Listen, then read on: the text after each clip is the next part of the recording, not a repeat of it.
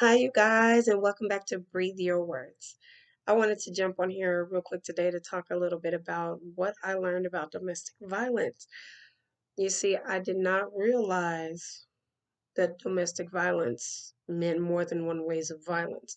I thought there was only one way of violence, and that was physical.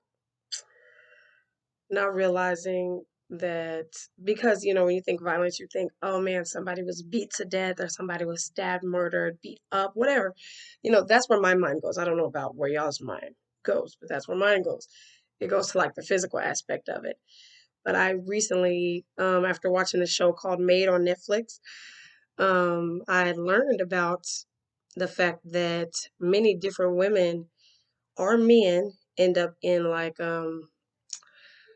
domestic violence or um, abuse, what is it, recovery places like recovery homes where they go for protection or for safety, or, they're running away from their spouse or whoever they're running away from, and they're going to try to start over. So they have to find a shelter. And normally it's called a domestic violence shelter or, um, you know, or an abused shelter, meaning the people that were there were abused in some type of way. And so when they were going over, it was fascinating to watch how the woman who became a maid, to watch how her life unfolded. I'm not going to tell you all of the story, but I just wanted to talk on the piece where she realized that she was actually being abused. It was he was, when he just verbally was talking to her, but he was verbally abusive. So, I mean, I knew about all the different types of abuse, but I didn't know they were all classified as domestic violence. And so I learned that.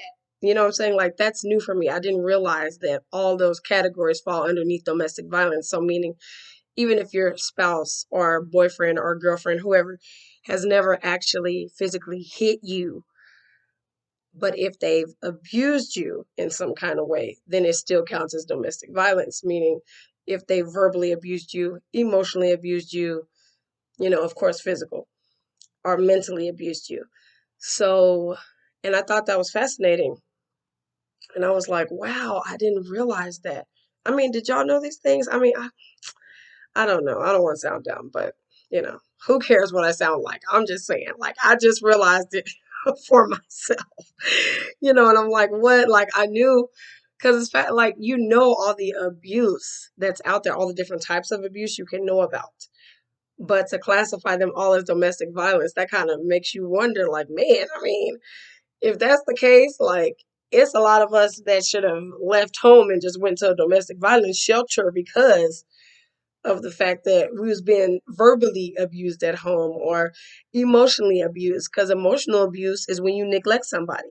You don't spend time with them, you don't focus on them. They got to figure out how to eat, they got to figure out how to bathe, they got to figure out how to take care of themselves. That's neglect. You just leave them to themselves, you don't care what happens.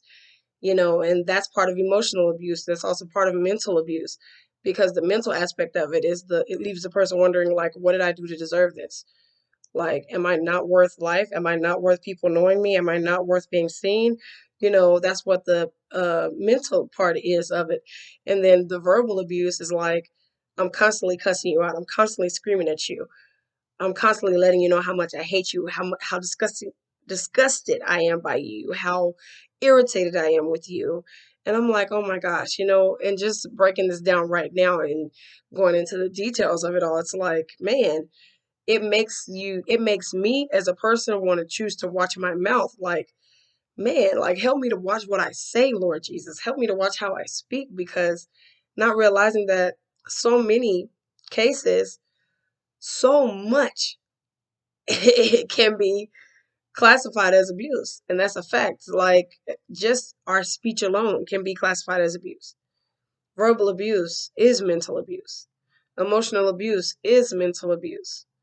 You know, it's crazy. Even pushing, that's physical abuse. People be like, I didn't even do nothing, I just shoved them. That's still abuse. I mean, it's mind blowing. I'm just saying, these things are fascinating. So I just wanted to share that with y'all. We really have to be careful today. And we should have been careful back in the day, but today, especially now that we know, is so many shows out there. I mean, even from when I was little to now, it's always been shows about domestic violence. But I guess the thought in my mind connected, like I said, when I heard the word domestic violence, I always thought of battered woman. I never thought about mentally battered woman or emotionally battered woman. I just thought of only a battered woman, you know. Not that there was no other ways to be battered. I just thought it meant physically battered, like you physically been abused. That's what I thought it meant. You know, so my mind from a young age connected domestic violence with physical abuse. So yeah, I just wanted to share that with you guys. I mean, and y'all let me know how y'all felt about it. You know, what do you automatically think of when you hear a domestic violence shelter? Do you automatically think verbally abused people are there, or do you automatically think physically abused people are there? Because you know, they and I understand now why it's classified, why all the types of abuse is classified under domestic violence, because of the fact that if someone is going to emotionally abuse you, then verbally abuse you, which is all mental abuse, and then they start with the mental abuse.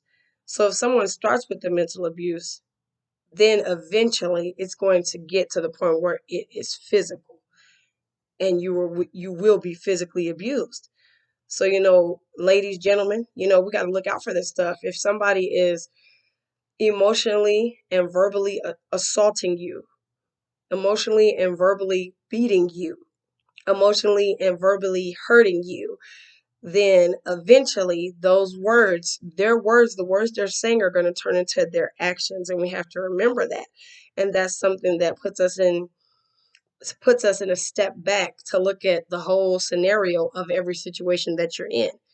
You know, and I say this to most single people. Think about that, because a lot of single people, you know, a lot of people out there in the dating world, y'all be like, oh, you know, that person, oh, you know, my boyfriend, he's just emotional, or my girlfriend, you know, she's just what is it, passionate. I'm like, dude, ain't that much passion in the world for somebody to be telling you they're gonna kill you every day. No, no, it's not cool. And then the same thing for the guy. Like, there, no, it's not that he's like passionate or he's emotional. No, it's just that he's controlling and he's abusive.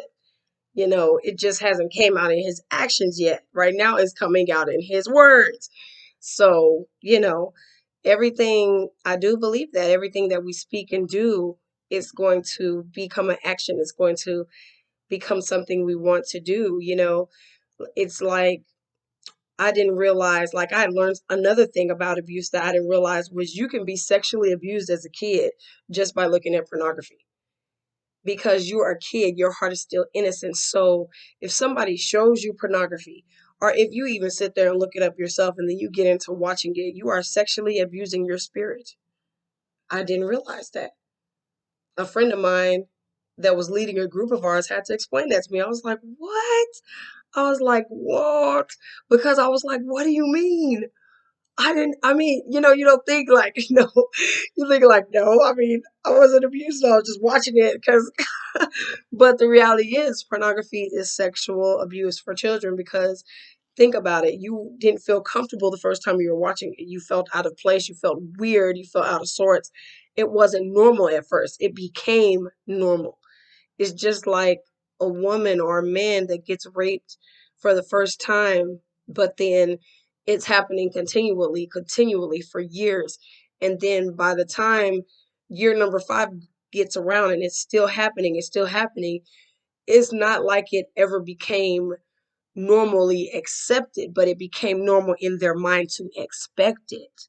So then it's like, okay, let me prepare my body because I already know what is coming to me tonight. Like, it's been like this twice a week, every week for the past 7 years, whatever, you know, it's it's expected.